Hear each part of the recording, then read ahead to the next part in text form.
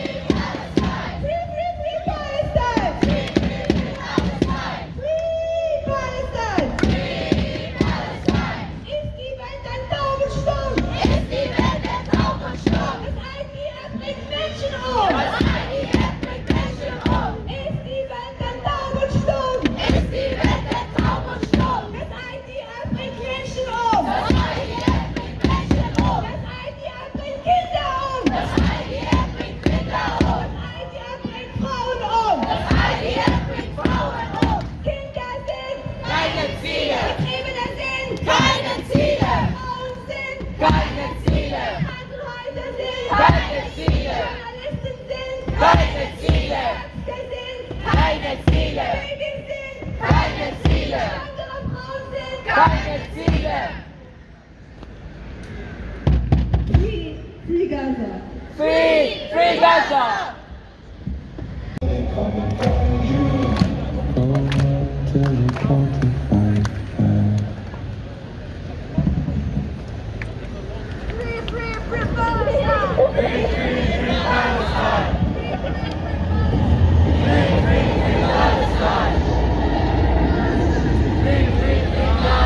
استحالة زمان كنت معي منيح، كان أحسن ما أشوف يعني العذاب هذا والمرض هذا.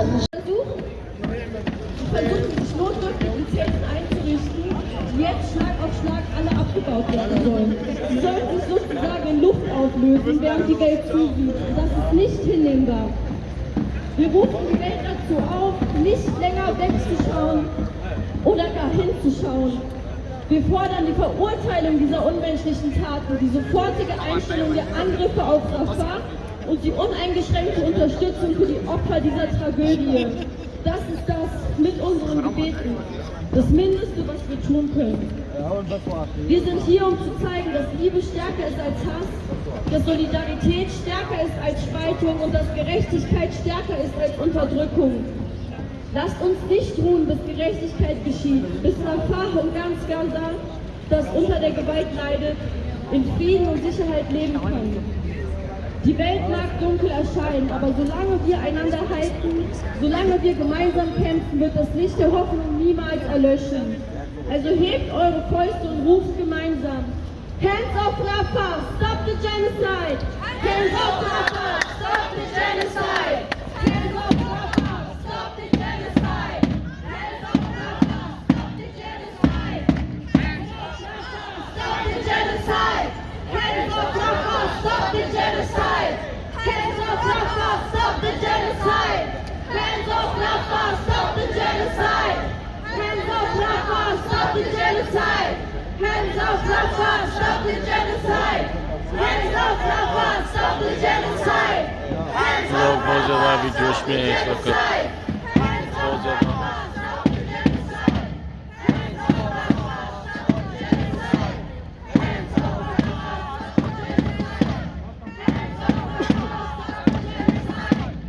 off Rafah, stop the genocide! Hands off Rafah, stop the genocide! Hands off Rafah, stop the genocide! Hands off Rafah, stop the genocide! Hands off Rafah, stop the genocide! Hands off Rafah, stop the genocide! अस्सलाम वालेकुम, आप देख रहे हैं KMB TV international. नाजरीन, आज हम आपके साथ एक नई हेडलाइन के साथ और नए एपिसोड के साथ आपकी खिदमत में हाज़िर हुए हैं। आज की सबसे बड़ी हेडलाइन है कि माइंस बानाफ यानी रेलवे स्टेशन जो मेन स्टेशन है वहाँ पर डेमोक्रेशन हो रही है, बहुत बड़ा जुलूस का इंतज़ाम कर रहे हैं। ये जो हालात चल रहे हैं इस वक्त दुनिया में, अमन के लिए लोग कोशिश कर रहे हैं कि किसी तरीके से वो जो है वो दुनिया में अमन आ जाए। बहुत ज़्यादा दुनिया में फ़वात हो चुकी हैं, आफतें मुसीबतें आ रही हैं, लेकिन दुनिया को कुछ अकल नहीं आ रही। इसलिए 4 तारीख को ये डामसट में था, आज माइंस में भी हो रहा है, पिछले हफ्ते विस्बाडन में था। इसी तरह लोग कोशिश कर रहे हैं गैर मुल्की मिलकर, और बहुत ही बड़ा जुलूस होगा जिसकी कल इंशाल्लाह वीडियो साथ में कोशिश करूँगा कुछ लगाने की। और इससे अलावा जनाब हेडलाइन है कि दुनिया में अभी जो जंग का जुनून आप लोगों को पता है कि बहुत तेज़ी के साथ फैला हुआ है। एटमी ताकतें अपने जुनून में है इस वक्त कि हम लोग बहुत ज़्यादा ताकतवर हैं, हमारे पास बहुत ज़्यादा असला है। हम दुनिया को 1 सेकंड में, 1 मिनट में, कोई कह रहा है कोई 5 मिनट में कह रहा है कि हम दुनिया को तबाह कर सकते हैं। ये कोई बात नहीं करता कि मैं दुनिया को बचा सकता हूँ या बचाने में क्या मेरा जो है वो रोल होगा। कल को मैंने अल्लाह ताला के पास भी जाकर अपना जो है सिर्फ सामने करना है, तो वहाँ पर मुझे फिर कोई बात आएगी या नहीं। सुना है कि एक ज़माने का में एक बादशाह था और उसने एक गधे के मालिक को कहा कि आज रात तुमने मेरी कब्र में गुजारनी है। वो रात को उसकी कब्र में चला गया तो उसके साथ सवाल किए गए। उसने पूछा कि फ़लाँ दिन आपने अपने गधे को पानी नहीं पिलाया था, उसका हिसाब दो। फिर फ़लाँ दिन आपको ने गधे के ऊपर इतना ज़्यादा वज़न डाला था, उसका हिसाब दो।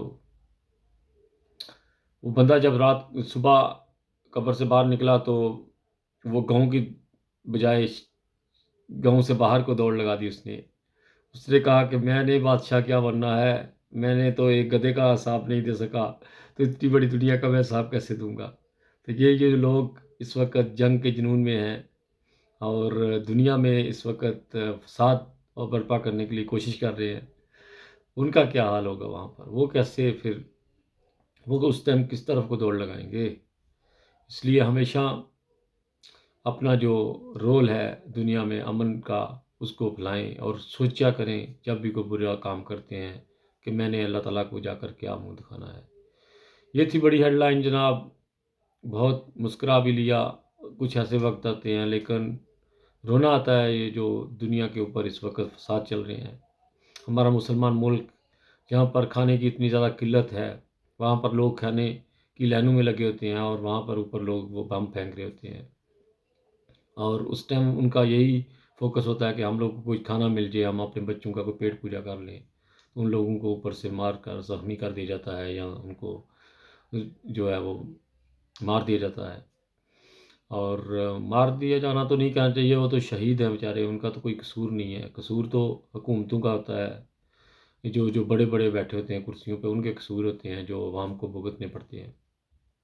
اس لیے ہمیشہ ایسا کام کرنا چاہیے جو آنے والی قوم نسل آپ کو یاد رکھے۔ اس کے علاوہ جناب خبر تھی کہ اسپین میں جو جعلی نوٹ وغیرہ ہمارے پاکستانیوں کے نام لگ رہے ہیں، بہت زیادہ میڈیا کے اوپر اس کے اوپر کام چلا جا رہا ہے کہ پاکستانی سب سے زیادہ جو ہیں وہ برے کاموں میں ملوث ہیں۔ اس لیے میرے پاکستانی بھائیوں سے یہی درخواست ہے کہ جس ملک میں بھی رہتے ہو اس ملک کی عزت کا اور اپنے خاندان کی عزت کا، اپنے ملک کی عزت کا خیال رکھو، کیونکہ کل کو تم نے اللہ تعالیٰ کو بھی منہ دکھانا ہے۔ اس لیے اس کے علاوہ پاکستان کی بہت زیادہ بیڈ لائک خبریں ہیں۔ لاہور میں بچوں کو گواہ کر لیا جاتا ہے اسکولوں سے، اور پھر ان کے اعضاء جو ہیں ان کو نکال کر بیچنے کی کوشش کرتے ہیں، اور وہ بچوں کی باڈیوں کو کہیں نہروں کے کنارے پر یا جنگلوں میں پھینک دیتے ہیں، اور ان کے ماں باپ ان کو انتظار کر رہے ہوتے ہیں کہ ہمارا بچہ اسکول گیا ہے، کب آئے گا۔ وہ کہاں سے آئے گا جب وہ یہ ظالموں کے ہاتھوں میں چڑھ جاتا ہے۔ اس کے علاوہ جناب مدرسوں میں بہت زیادہ شکایتیں چل رہی ہیں، مولوی حضرات نے بہت زیادہ بچوں کو مار رہے ہیں، ان کی ویڈیو وائرل ہو رہی ہیں۔ کل پرسوں کی ویڈیو چل رہی ہے کہ ایک جو ہے نا مولوی بچے کو اس طرح مار رہا ہے جیسے بندہ سانپ کیڑے مکوڑوں کو مارتا ہے، دیکھتا ہے تو ان کو کہتا ہے کہ میں ان کو جلدی مار دوں۔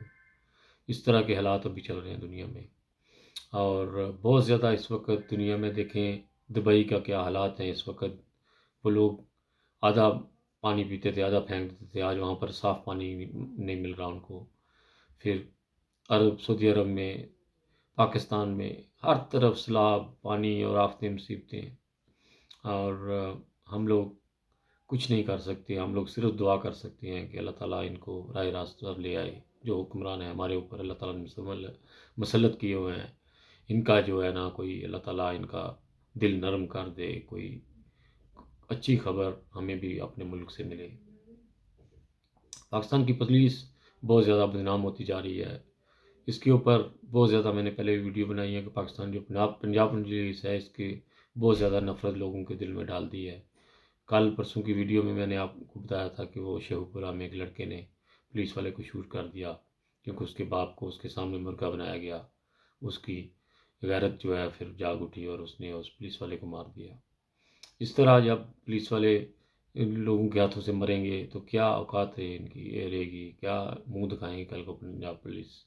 پاکستان کی پنجاب پولیس کی بہت زیادہ ایک خوف ہوتا تھا لوگوں میں، لیکن وہ خود یہ لوگوں کا خوف جو ہے وہ اس کو ختم کرتے جا رہے ہیں۔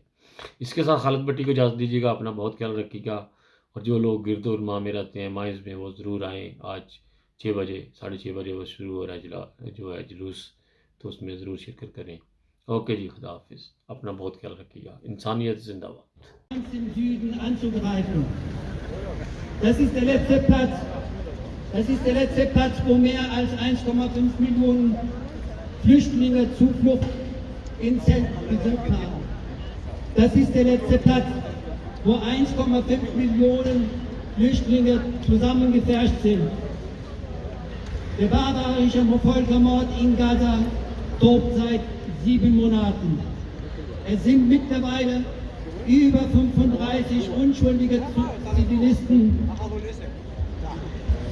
Es sind mittlerweile über 35.000 unschuldige Zivilisten ermordet und über 78.000 verletzt.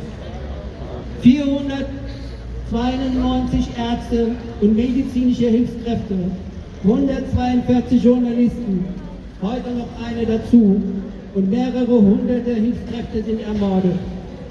Über 70% aller Gebäude in Gaza sind teilweise komplett zerstört. Über 400 Moscheen und Gotteshäuser und 3 Kirchen sind zerstört. Über 25 der 32 Krankenhäuser sind zerstört und außer Betrieb.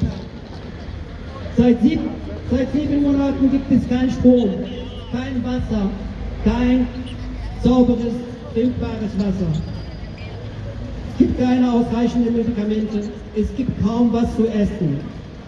Die Bevölkerung verhungert und täglich sterben durchschnittlich über 100 Babys, Kinder, Frauen, alte Menschen, Ärzte, Journalisten, Hilfskräfte aller Nationalitäten und die Welt schaut zu. Liebe Mainzerinnen und Mainzer, die Lage in Gaza ist dermaßen unvorstellbar und kaum mit Worten zu beschreiben.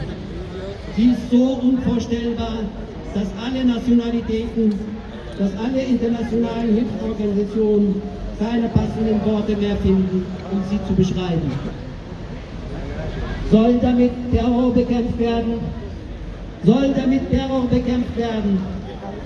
Israel begründet diesen Krieg oder diesen sogenannten Krieg mit dem Kampf gegen Hamas, mit dem Kampf gegen Terroristen. Ist das unsere Vorstellung, ist das unser Verständnis vom Kampf gegen Terroristen oder soll damit noch mehr Terror erzeugt werden? Das ist eine Lüge. Das ist eine Lüge der rechtsradikalen israelischen Regierung und nichts anderes als ein Vorwand, das palästinensische Volk systematisch aufzurotzen. Das ist auch nicht der Fall erst seit dem 7. Oktober, sondern es ist eine systematische zionistische Vorgehensweise, die seit 75 Jahren andauert. Israel verschont niemanden. Sie verschont auch nicht ihre eigenen Bürger, die friedlich in Israel protestieren. Ihre Armee verschont auch nicht die Geiseln in Gaza. Israel hat alle Angebote für den Austausch der israelischen Geiseln und der palästinensischen Gefangenen und für einen dauerhaften Frieden und Einstellung der Kriegshandlung abgelehnt. Das zeigt nochmal eindeutig, welche Absichten dahinter stecken. Trotz aller internationalen Appelle und Warnungen greift heute Morgen Israel nun Rafah mit 1,5 Millionen Flüchtlingen an. Und was macht unsere Regierung? Was macht unsere Regierung? Was macht die Mehrheit der deutschen Bevölkerung? Was machen wir als deutsche Bürger, die für Demokratie, Frieden und für den Schutz der Menschenwürde mit dem Artikel unserer Verfassung stehen? Sind die Palästinenser für uns keine Menschen und haben sie nicht das Recht auf ein eigenes Land, wo sie auch in Frieden wie alle anderen Völker leben könnten? Liebe Mainzerinnen und Mainzer, liebe Passanten, unsere Außenministerin Frau Baerbock schrieb vor ca. 3 Monaten, und zwar am 9. Februar schrieb sie auf Social Media X, sie schrieb, eine Offensive der israelischen Armee auf Rafah wäre eine humanitäre Katastrophe mit Ansage. Ja, Sie haben richtig gehört. Sie schrieb vor 3 Monaten, dass ein Angriff auf Rafah eine humanitäre Katastrophe mit Ansage wäre. Dieser Fall ist jetzt 3 Monate später eingetreten. Und was nun? Was nun, Frau Baerbock? Was nun, Frau Baerbock? Fordern Sie endlich Ihre besten rechtsradikalen Freunde in Israel auf, diesen Wahnsinn zu stoppen? Nein. Die Geschichte hat uns gezeigt, Und die letzten 7 Monate haben uns gezeigt, das wird sie nicht machen. Stattdessen hat sie heute den Tod von 3 israelischen Soldaten auf das Schärfste verurteilt. Denn Menschen und Flüchtlinge in Rafah sind ihr egal. Es ist nicht nur Frau Baerbock egal, es sind alle führenden Politiker, die mehr oder weniger ihrer Meinung sind und denen den Palästinensern völlig egal sind. Frau Baerbock, Ihre Politik als Vertreterin unseres Landes nach außen macht nicht nur Sie zur Mittäterin an das Genozid in Gaza, sondern die gesamte deutsche Bevölkerung, Frau Baerbock. Wir distanzieren uns von Ihrer Politik. Ihre Unterstützung zum Norden in Gaza ist nicht in unserem Namen. Nicht in unserem Namen. Liebe Mainzerinnen und Mainzer, wachen Sie endlich auf. Wachen Sie endlich auf. Wir sind hier friedliche Demonstranten, die für Frieden demonstrieren. Wir sind keine Judenhasser. Wir sind keine Antisemiten. Liebe Mainzerinnen und Mainzer, wachen Sie endlich auf. Unsere Regierung unterstützt weiterhin dieses Verbrechen an allen Palästinensern in Gaza, im Westjordanland und nun an den 1,5 Millionen Flüchtlingen in Rafah mit Waffenlieferungen und finanziellen Mitteln. Es sind Ihre und meine Steuer, die für einen Völkermord eingesetzt werden. Heute sagen die, genug ist genug. Heute sagen die, genug ist genug. Heute sagen wir, genug ist genug. Genug ist genug. Genug ist genug. Genug ist genug. Genug ist genug. Es reichen schon die 120.000 Zivilisten, die kaltblütig ermordet oder verletzt sind. Stoppen Sie endlich das Morden an Kindern. Stoppen Sie endlich das Morden an schwangeren Frauen. Stoppen Sie endlich das Morden an alten Menschen. Liebe Mainzerinnen und Mainzer, schließen Sie uns an. Schließen Sie uns an und machen Sie einfach von Ihrem Recht auf Versammlung Gebrauch. Machen Sie Gebrauch von Ihrem Recht auf Meinungsäußerung. Lassen Sie sich einfach nicht diffamieren als Antisemiten. Wir sind keine Antisemiten. Liebe Mainzerinnen und Mainzer, schließen Sie uns an. Schließen Sie uns an und stellen Sie sich auf die richtige Seite der Geschichte. Fordern Sie nie wieder jetzt und für alle. Fordern Sie nie wieder jetzt und für alle. Was können Sie tun? Ich werde immer gefragt, was kann ich einfach als einfacher Bürger tun? Sie können demonstrieren. Sie können Ihre Meinung sagen. Sie können mit Arbeitskollegen, Sie können mit Ihren Kindern, Sie können mit Ihren Nachbarn über Gaza reden. Informieren Sie sich. Informieren Sie sich nicht auf die deutschen Medien, nicht auf ARD und ZDF. Informieren Sie sich leider, das ist beschämend, auf die Social Media. Da kriegen Sie auch live den Völkermord in Gaza mit. Und nicht nur das, jeder hat das Recht zu kaufen und zu lassen, was er will. Unsere Kaufkraft ist das, was diese Welt versteht. Sie verstehen nur Geld. Jeder von uns kann kaufen und lassen, was er will. Versuchen Sie, Ihr Kaufverhalten so einzustellen, dass Sie alles boykottieren, was die Firmen, die zionistischen und diesen Völkermord in Israel unterstützen. Versuchen Sie, das alles zu boykottieren. Diese Welt ist leider so, sie versteht nur Geld. Es ist auch unsere Macht, diese Firmen zu boykottieren und dadurch auch Druck auf unsere Regierung und auf die rechtsradikale israelische Regierung Druck auszuüben. Boykottieren Sie alle Produkte und fordern Sie mit uns einen Stopp der Besatzung. Fordern Sie einen Stopp des Völkermordes in Gaza. Hände weg von Rafah! Hände weg von Rafah! Hände weg von Rafah! Hände weg von Rafah! Hände weg von Rafah! Hände weg von Rafah! Hände weg von Rafah! Stopp die Besatzung, stopp den Mord! Jetzt sofort! Stoppen die Besatzung, stopp den Mord! Jetzt sofort.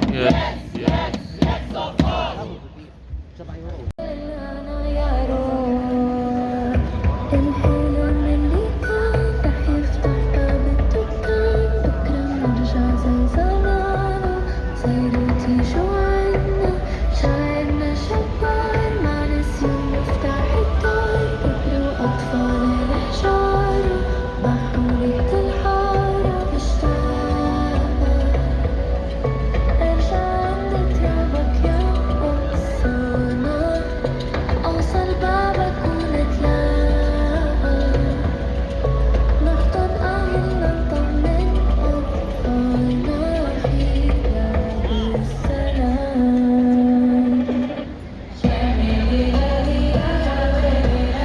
بالسلام جی السلام علیکم ورحمۃ اللہ. یہ ابھی مائنز میں بہت بڑا جلوس نکلا ہوا ہے فلسطین کے بارے میں. جو جنگ چل رہی ہے اس وقت اس کے بارے میں لوگ اکٹھے ہوئے ہیں یہاں پر. تو بہت زیادہ لوگ ترانے گا رہے ہیں اس وقت اور بہت ہی جوش میں ہیں یہ لوگ کہ ہمارے ملک کے ساتھ بہت زیادہ زیادتی ہو رہی ہے. اور لوگ اس طرح کل ڈامشٹڈ میں تھا اور آج مائنز میں ہو رہا ہے. تو وہ کہ ابھی لڑکی اسی موضوع کے اوپر بات کر رہی ہے کہ ہمارے دلوں کو پیسا جا رہا ہے. وہاں پر بہت زیادہ تکلیفیں دی جا رہی ہیں. ہمارے بچوں کو سے کھانے چھینے جا رہے ہیں. 600 کے قریب بچوں کو مار دیا گیا ہو. یہ بہت زیادہ ظلم ہے امت مسلمان کے اوپر جو چکی میں پیسے جا رہے ہیں اس وقت دنیا میں. اور کوئی ملک نہیں جو ان کے حق میں کھڑا ہو سکے. اللہ تعالیٰ یہ فضل فرمائے ان کے اوپر. بہت زیادہ تو نہیں لیکن 100 200 300 کے قریب لوگ یہاں پر اکٹھے ہوئے ہیں اور بہت ہی گرم ہے لوگ اس وقت. اور جوش سے کوئی ڈول بجا رہا ہے کوئی مطلب اس وقت لوگوں کا اس طرف بہت زیادہ جوش ہے کہ وہ کسی طریقے سے ہماری جو ہے جنگ سے جان چھوٹ جائے. السلام علیکم. آپ دیکھ رہے ہیں KMBTV انٹرنیشنل. امید کرتا ہوں کہ آپ لوگ خیریت سے ہوں گے اور اللہ کرے کہ ایسا ہی ہو. جس ملک میں بھی رہتے ہیں خوش رہو آباد رہو میرے پاکستانی بھائیوں. آج ہم آپ کے لیے ایک پرانی نیوز لے کر آئے ہیں. جرمنی میں 15 سال پہلے ایک 16 سال کی لڑکی کے ساتھ 2 لڑکے ایک 13 سال کا اور ایک 14 سال کا غلط حرکت کی اور پھر اس ملک سے آسٹریلیا بھاگ گئے. وہاں جا کر ایک دن بھی چین سے زندگی نہیں گزاری. ایک کی 5 سال بعد ڈیتھ ہو گئی وہ بھی گاڑی چلاتے ہوئے. اور دوسرے نے کہا کہ میں زندگی میں اس دن کے بعد ایک دن بھی چین سے نہیں سویا. میں نے جب اس لڑکی کے ساتھ غلط حرکت کی اس کے بعد جرمنی میں کچھ ٹائم رہا برلن میں اور پھر اس کے بعد پھر میں نے وہاں مجھے چین نہیں آیا کہ ہم نے کیا کر دیا ہے. انہوں نے اس لڑکی کو جنگل میں پھینک دیا تھا. اب 15 سال بعد افسر آتے رہے تحقیقات ہوتی رہی. ایک افسر کی ٹرانسفر ہوئی دوسرا آیا فائل کھولی اور اسی طرح یہ سلسلہ چلتا رہا.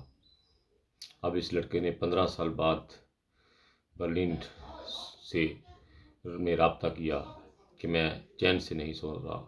میرے دل پھٹتا جا رہا ہے. میں نے 15 سال میں ایک دن بھی چین سے نہیں گزارا. اس لیے میں اپنا جو ہے راز وہ کھولنا چاہتا ہوں آپ لوگوں کے ساتھ. ان نے کہا ٹھیک ہے آ جاؤ بھائی. وہاں پہ بارڈر پہ یہ لوگ انتظار کرتے رہے وہ نہیں آیا. پھر تھوڑے دنوں بعد پھر اس نے رابطہ کیا. پھر وہ آیا اور اس نے سارا نہیں پھر وہ آیا نہیں. پھر ایک جو کتا تھا اس نے جنگل میں وہ فیملی کے ساتھ جن کی فیملی کی لڑکی تھی ان کے ساتھ جنگل میں وہ جا رہے تھے کسی جگہ میں وہ کھنڈار میں. تو وہاں پر وہ کتے نے بھونکنا شروع کر دیا. وہاں پہ اس نے اس لڑکی کی ایک جو ہڈیاں وہ دیکھی. کتے نے بھونکنا شروع کر دیا اور پولیس والوں کا پھر شک ان 2 لڑکوں پر تھا لڑکیوں کے پہلے بھی ان سے تحقیقات کر چکی تھی پولیس، جب وہ جرمنی میں پکڑے گئے تھے ایک دفعہ. تو اس کے بعد پھر وہ لڑکے یہاں سے چلے گئے اور سلسلہ چلتا رہا، ایک دوسرے کو ادھر ادھر انویسٹیگیشن ہوتی رہی. بہرحال اب 15 سال بعد وہ لڑکا جو ہے ایک پکڑا گیا اور اس نے اپنا جو سارا بانڈا جو ہے وہ کھول دیا ہے ادھر کی حکومت کے پاس یا انتظامیہ کے پاس. زیادہ میں نام اس لیے نہیں لے رہا کہ ہمیں اجازت نہیں ہوتی اتنی زیادہ تفصیل بتانے کی، اس لیے پریشر لائز جو بھی باتیں ہوتی ہیں میں راز میں بتانا چاہتا ہوں کہ آپ لوگ سمجھ جائیں. اور یہاں پر بھی الٹے سیدھے کام ہوتے ہیں. آپ لوگ ہمیشہ احتیاط کریں، اپنے بچوں کی حفاظت خود کیا کریں.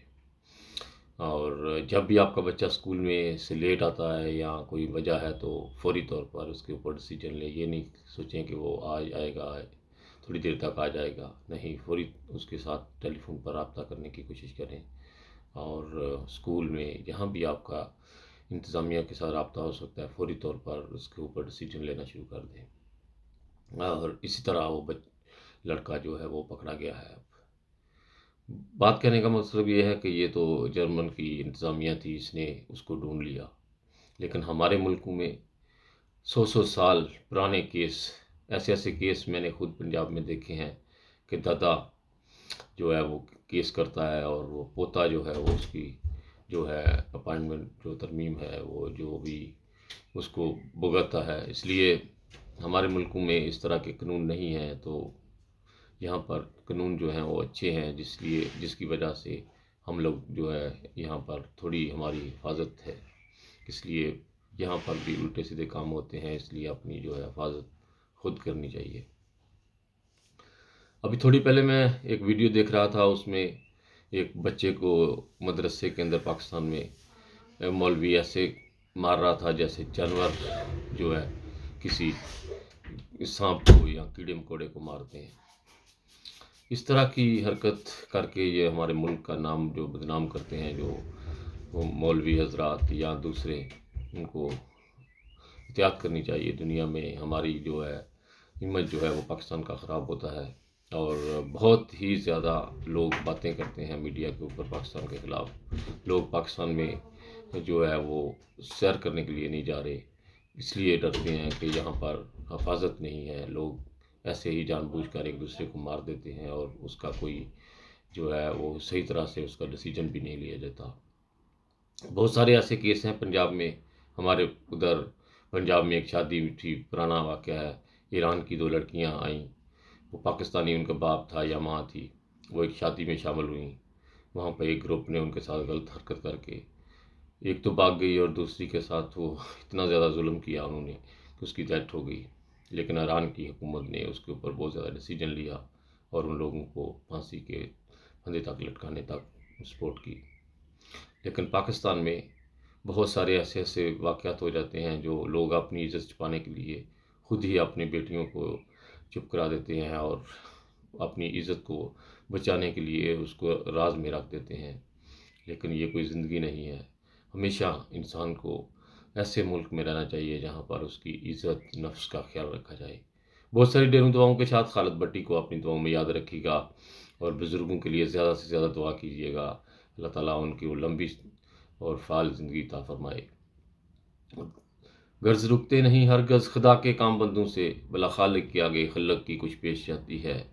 خدا کے عاشق تو ہزاروں ہیں، بنوں پہ پھرتے ہیں مارے مارے. میں تو اس کا بندہ بنوں گا جس کو خدا کے بندوں سے پیار ہوگا.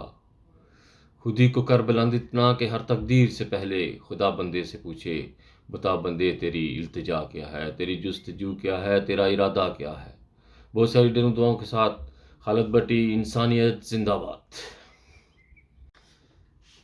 السلام علیکم، آپ دیکھ رہے ہیں KMBTV انٹرنیشنل. ناظرین، آج آپ کو ایک نئی ہیڈ لائن کے ساتھ پھر آپ کی خدمت میں ایک نئی دنیا، نئے ملک کا نام لے کر. انگلینڈ میں ہماری ایک پاکستانی فیملی کو گرفتار کیا گیا جو کافی عرصے سے یہ جو نشیبار چیزیں ہیں ان کو بیچتے تھے. ان کو کافی عرصے سے پولیس ان کے پیچھے لگی ہوئی تھی اور اب ان کو گرفتار کر لیا گیا ہے. یہ انگلینڈ کی خبر ہے. ہمارے لوگ پاکستان سے آئے ہیں اور اس طرح کے کاموں میں ملوث ہو کر اپنے ملک کا جو ہے وہ امیج اس کو خراب کرتے ہیں، اس کی جو ویلیو اس کو خراب کر رہے ہیں، اس کا نام بدنام کر رہے ہیں۔ اس لیے میری پاکستانی بھائیوں سے عاجزانہ دوست ہے کہ اپنے ملک کا نام بدنام مت کریں۔ جس ملک میں بھی آئے ہیں اس ملک سے پیار کریں، اس ملک کی قانون کا احترام کریں، اور اس ملک میں رہنے والے لوگوں کے ساتھ مل کر پیار اور محبت کی جو ہے وہ نشہ وار چیزیں ہیں ان کو سٹاپ کر دیں، ان کو اس طرح کے کام نہ کریں۔ یہ جناب انگلینڈ کی خبر تھی، ہماری ہیڈ لائن آج کی۔ اس کے علاوہ یہ آدمی کو فیملی کو کافی دیر سے ان کے پیچھے پڑے ہوئے تھے، اور اب جا کر انہوں نے صحیح طریقے سے، کیونکہ یہاں پر کسی کے اوپر ایسے وہ جو ہے نا ہاتھ نہیں ڈالتے جب تک ان کو صحیح پتہ نہیں چل جاتا، پھر ہاتھ ڈالتے ہیں، پھر وہ ہاتھ ڈالتے ہیں ایسا کہ پھر انسان کی اگلی پچھلی نانی یاد کرا دیتے ہیں۔ اس لیے ان ملکوں میں رہنا ہے تو پیار محبت سے اور احترام سے، اور اپنے ملک کا نام اور امیج رکھ کے اپنے خاندان کا، اپنی فیملی کا نام اگر روشن کرنا چاہتے ہو تو یہاں پر اچھے کام کرو، اور جس سے لوگ آپ کو سلوٹ ماریں۔ دیکھیں، ہمارے ایک پاکستانی بھائی نے آسٹریلیا میں ہیرو آف آسٹریلیا کا خطاب پایا ہے۔ اس نے ملازمت کے اوپر، اپنی نوکری کے اوپر، جب ایک جانور انسان نے حملہ کر دیا، لوگوں کو اندھا دھند قتل کر رہا تھا، اور اس نے جا کر اس کو روکنے کی کوشش کی، لیکن سب سے پہلے اس کو شہادت قبول ہوئی۔ اور آج آسٹریلیا میں پاکستان کا نام بہت احترام سے لیا جاتا ہے، اور اس طرح کے کام کرنے چاہیے۔ اور جس ملک میں بھی آپ رہتے ہو اس وقت ملک میں اس محلے کے لوگوں سے اس میں صفائی کا خیال ضرور رکھا کریں۔